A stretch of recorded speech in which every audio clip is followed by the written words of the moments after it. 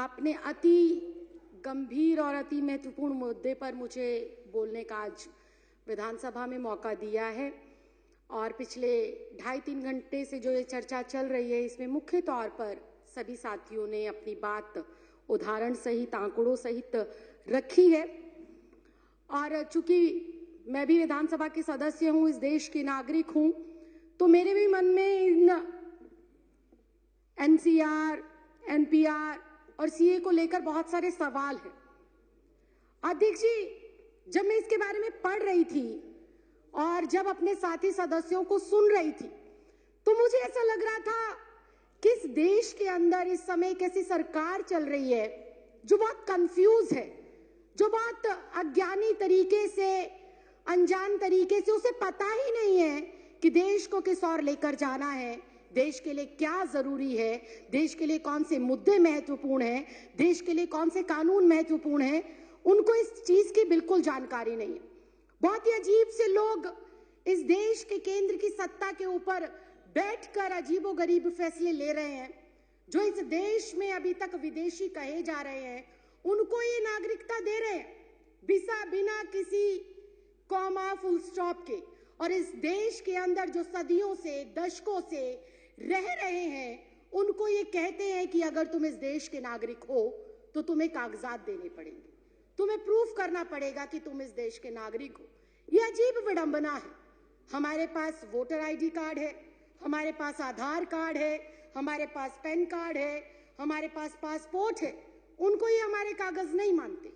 जिस voter ID card से इनको सत्ता में चुनकर भेजा गया, जिस वोटर आईडी कार्ड से ग्राम पंचायत हो, निगम का चुनाव हो, विधानसभा का चुनाव हो या देश की सर्वोच्च संस्था लोकसभा का चुनाव हो, जिस वोटर आईडी से देश के 128 करोड़ लोग इनको चुनकर भेजते हैं, उस वोटर आईडी कार्ड को भी ये हमारा सबूत के तौर पर मानने को तैयार नहीं।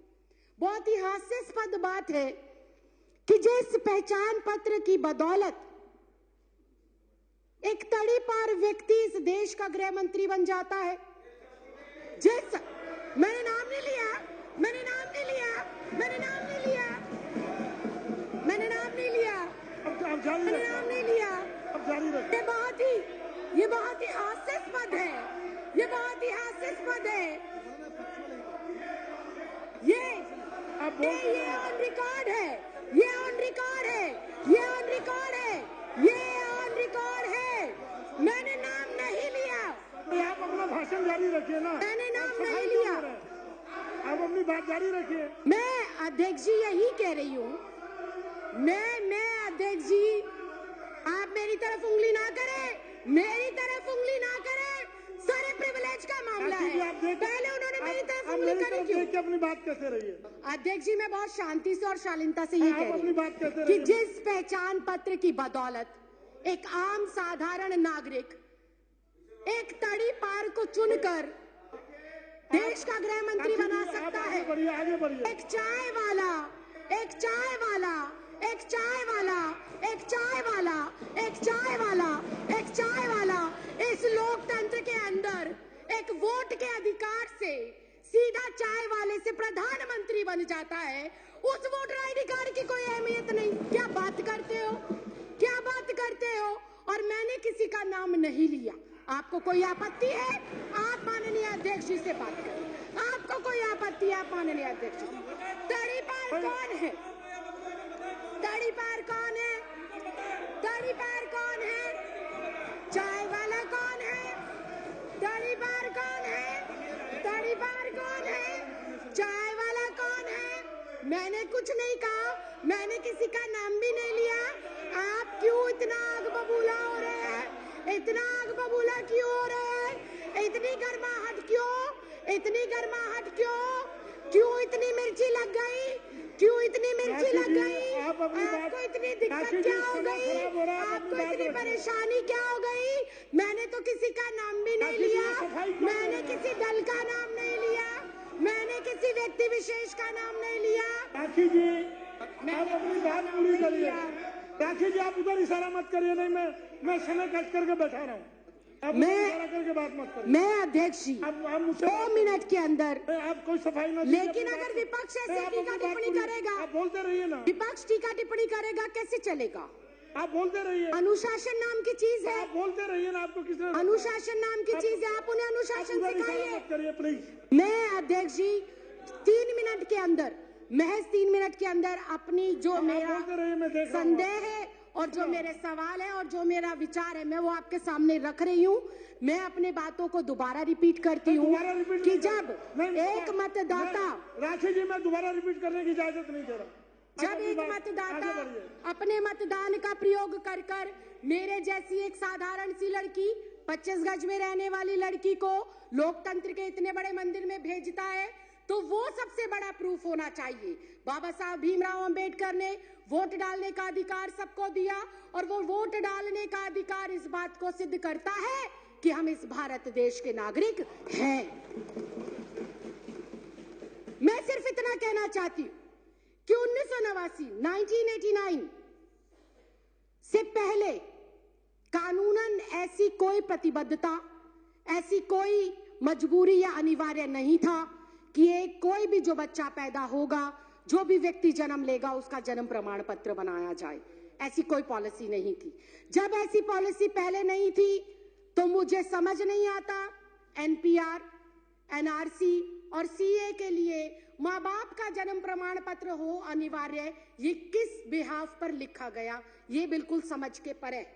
और फिर एक बार फिर से विपक्ष को हो सकता है मेरी बातों से आघात पहुंचे, लेकिन ये कटु सत्य है कि अगर ये कंपलसरी है कि एनपीआर, एनआरसी और सीए के लिए अपने अपने माता पिता का जन्म प्रमाण पत्र दिखाना जरूरी है, तो क्या हमारे देश के माननीय प्रधानमंत्री अपने माता पिता का जन्म प्रमाण पत्र दिखा पाएंगे?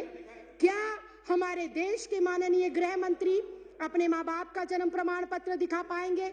क्या हमारे इस देश के रक्षा मंत्री हमारे जो ये एनसीआर, एनपीआर और सीए है, इसके माध्यम से अपने माँ बाप का जन्म प्रमाण पत्र दिखा पाएंगे? क्या इस देश के माननीय राष्ट्रपति अपने माँ बाप का जन्म प्रमाण पत्र दिखा पाएंगे? क्या आरएसएस प्रमुख मोहन भागवत अपने माँ बाप का प्रमाण पत्र दिखा पाएंगे? क्या श्री एल.के. आडवाणी जी अपने माँ बाप का प्रमाण पत्र दिखा पाएंगे? या माननीय अध्यक्ष महोदय आप स्वयं अपने माँ बाप का प्रमाण पत्र दिखा पाएंगे? अगर ये संभव नहीं है, अगर ये संभव नहीं है, अगर ये संभव नहीं है, अगर ये संभव नहीं है, अगर ये संभव नहीं है, राखी जी, अगर ये संभव नहीं है, तो मैं माननीय अध्यक्ष महोदय सिर्फ इतना कहना चाहती हूँ कि जब बीजेपी का शीर्ष नेतृत्व, केंद्र में बैठे मंत्रिमंडल, प्रधानमंत्री, गृह मंत्री अपने माँ बाप का बर्थ सर्टिफिकेट नहीं दिखा सकते, तो क्या उन्हें, मैं कंक्लूड ही कर रही हूँ सर, क्या उन्हें डिटेंशन सेंटर भेजा जाएगा? अगर वो लोग डिटेंशन सेंटर नहीं जाएंगे तो इस देश का आम गरीब मजलूब परिवार का सदस्य क्यों डिटेंशन सेंटर जाएगा? ये सवाल आज इस लोकतंत्र के मंदिर में मैं आपके माध्यम से केंद्र सरकार से पूछना चाहती हूँ। अध्यक्ष जी, मुझे 2 मिनट दे दीजिए, मैं अपनी बात को खत्म कर रही हूँ। अध्यक्ष जी, मुझे ऐसा लगता है कि एनपीआर, एनआरसी और सीए महज देश की जनता को भटकाने के लिए एक हथियार के रूप में केंद्र सरकार आजमा रही है और भटकाना चाहती है। वो अपनी नाकामियों से जनता को, नोटबंदी से देश को भटकाना चाहती है, जीएसटी की जो अभी मार पड़ी है व्यापारियों के ऊपर, उससे देश की जनता को वो भटकाना चाहती है। बेरोजगारी जो पिछले 45 सालों के अंदर सर्वोपरि आंकड़ा इस साल में आया है, उससे देश की जनता को भटकाने के लिए हथियार के रूप में इसका प्रयोग हो रहा है। राइफल सौदा हो गया, दलितों पर अत्याचार हो गया, अर्थव्यवस्था किस तरह से चरमराई हुई है। अध्यक्ष जी, मैं एक लाइन कहकर सर, मैं भी रिक्वेस्ट कर रही हूँ, फाइनल क्लोजिंग लाइन कहकर मैं जो है अपनी बात को विराम देती हूँ कि अध्यक्ष जी, ये जो भाजपा सरकार है, ये एक संकीर्ण मानसिकता की सरकार है। इस सरकार को जब से ये अस्तित्व में आई है, किसान सड़कों पर है, छात्र सड़कों पर है, महिला सड़कों पर है, पुरुष सड़कों पर है, दलित सड़कों पर है, वकील सड़कों पर है, डॉक्टर सड़कों पर है, इंजीनियर सड़कों पर है। ये सरकार नहीं, संविधान विरोधी लोग हैं और एनपीआर, सीए और एनआरसी को लाकर ये वोट के अधिकार को खत्म करना चाहते हैं और अपना एकाधिकार स्थापित कर कर लोगों को उनके अधिकारों से वंचित रखना चाहते हैं। माननीय अध्यक्ष, मैं आपके माध्यम से ये कहना चाहती हूँ, माननीय मंत्री श्री गोपाल राय जी ने जो अपना प्रस्ताव रखा है, इस सदन के सदस्य होने के नाते, इस देश की नागरिक होने के नाते, मैं आज यहाँ से आपसे विनम्र प्रार्थना करती हूँ कि मैं इस प्रस्ताव का समर्थन करती हूँ और दिल्ली में इसको कतई भी किसी भी सूरत में लागू नहीं करना चाहिए। आपने मुझे बोलने का मौका दिया, इसके लिए बहुत बहुत धन्यवाद, बहुत बहुत आभार। जय हिंद, जय भारत।